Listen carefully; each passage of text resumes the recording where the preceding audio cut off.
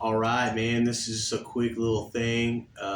Today we're gonna have a small thing on macros, and macros are just fats, proteins, and carbohydrates, and how we break that down. Okay, so first and foremost, any well balanced diet for strength training, specifically bodybuilding, anything of that nature, you're going to need carbohydrates. You're going to need something to fuel your workouts.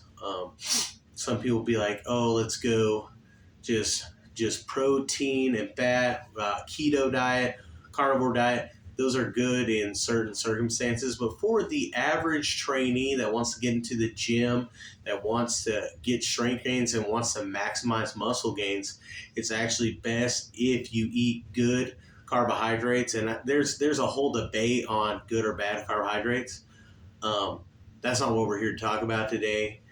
Uh, we're just here to talk about macronutrient intake. And so if you're just starting strength training, right, and say you're a little overweight, like me, I focus mainly on strength. I've never been shredded. If you go look at my YouTube channel, my best competition squat as of late was 512. My best squat in the gym was a pretty easy 525. My best deadlift comp was, I believe, it was still 563. I got one up with 573. So, and I've done a double with some block pulls at 602, 617. Oh, and my best deadlift on a deadlift bar, which is different, is 600, 602 to be exact. So it's not like I'm not an expert, but it's not like I don't know what I'm talking about when it comes to strength training, macronutrient timing, and all that. So what you really want to gonna do if you're an overweight dude, a bigger guy, uh, pretty a pretty good amount for you would be about 1.5 grams to 2 grams per pound of body weight. Protein intake needs to be about a gram. Fat intake needs to be about 0.5 grams per pound, or per pound of lean muscle mass, actually. Um, Especially if there's a carb satiating effect. If you're trying to lose weight and gain strength, which you will be able to maximize results, especially if you're over 20% body fat, is actually, you can actually go on a cut, do the 2 grams of carbs, 1 gram of per pound of body weight, or 0.7 grams per pound of lean mass, and also do about zero point 0.5 of body weight. That's going to put you at a rough estimate of where you need to be. There's macronutrient calculators, stuff like that. That's what you need to do. And the first big thing to weight loss is actually finding out within the first week what your maintenance is going to be. Um, if you're an intermediate lifter, you probably kind of already know what your maintenance calories are, even if you don't track it strictly. If you are a new lifter, if you're someone that's getting new into health and wellness and strength training or anything, even bodybuilding, the thing about it is everyone will tell you, especially if you're trying to do it the right way and be healthy and be a whole person, is to actually track your maintenance calories for about a week. And that actually does entail some work on your part. It entails getting a little scale, measuring your food, measuring those carbohydrates, measuring your meals, right? Reading the back of the labels, and you're like, dang, bro, like, I don't want to do that. That's actually going to help you with your results faster than if you try to do it by eye. Some people only do it by eye because they've been so used to it. But it's never been an exact amount unless you do it on the actual scale. And that's coming from firsthand experience. I'll throw a cup of rice in one day, which I used to do, just throw a cup of rice in and eat it, and then measure it. And then I measure the same cup, and it looked almost like the same amount. But the difference, and there is a big difference between 25 grams and 50 grams more. That's almost an added calorie amount of, if you're thinking about carbohydrates, if you're thinking about anything, it's four calories per gram of carbohydrate. 4 calories per gram of protein. And fat, even everyone's like, oh, it has a war on fat. There's been the only reason why fat has, like, people are scared of it is because it has double the calories per gram than carbohydrates and protein. It has 9 calories per gram. So that's why everyone's like, why? Like, dude, fat's not bad. There's a lot of good fat, avocado, nut oil, stuff like that.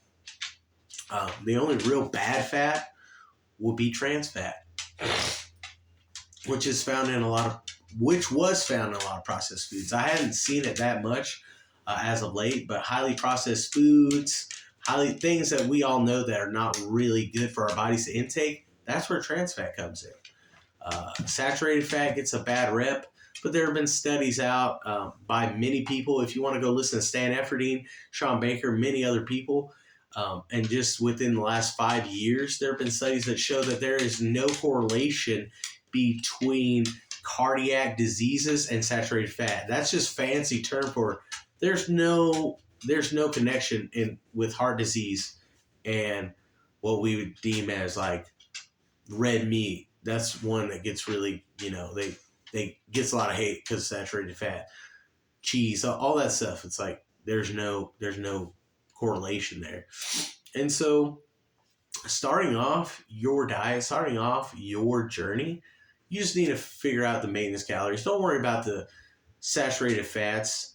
Look out for trans fats. Look out for highly processed food. Eat whole food for the most part. Like a lot of the people I listen to, a lot of people I've heard say, it's like, eat like an adult, man. It's like, eat your vegetables, eat a good amount of rice, eat a good amount of meat. Don't shy away from beef. Don't shy away from steak. Don't shy away from those things because they're not inherently bad for you. There's studies that show that they're actually optimal for strength, first of all, because it's micronutrient dense. That's just a fancy term for it. It has a lot of minerals and vitamins that your body needs to function on a regular basis. So beef, eggs are another thing.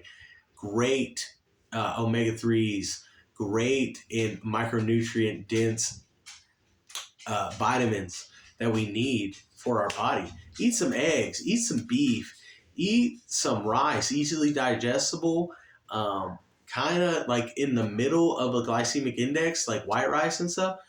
Not bad at all, and it digests very quickly. Eat some spinach, another high, like leafy green vegetables. Do that. But the key to weight loss, especially if you're just new, if you're overweight, like I have been, and I still technically am, but I have a lot more muscle mass on me now. I'm a power lifter, so even though I should be a little bit more concerned about body composition, that hasn't been my main goal. It's been, let's get strong, let's get jacked, let's do this. But if you're trying to lose weight and you're new to it, you will lose weight automatically. But if you want better results, start counting your calories, start counting your macros. Make sure that you're not overindulging, but give yourself like a cheeseburger every now and then. Not bad. Especially a homemade cheeseburger that you cook yourself. Not bad. I'm not going to say, oh man, that's super. No. There's ways to make foods that we enjoy in a healthy way and where they still taste just as good as if you went to Whataburger or In-N-Out or if you went to your local Steak and Shake. There's ways to make that food good. They are not inherently bad. Those foods are not inherently bad.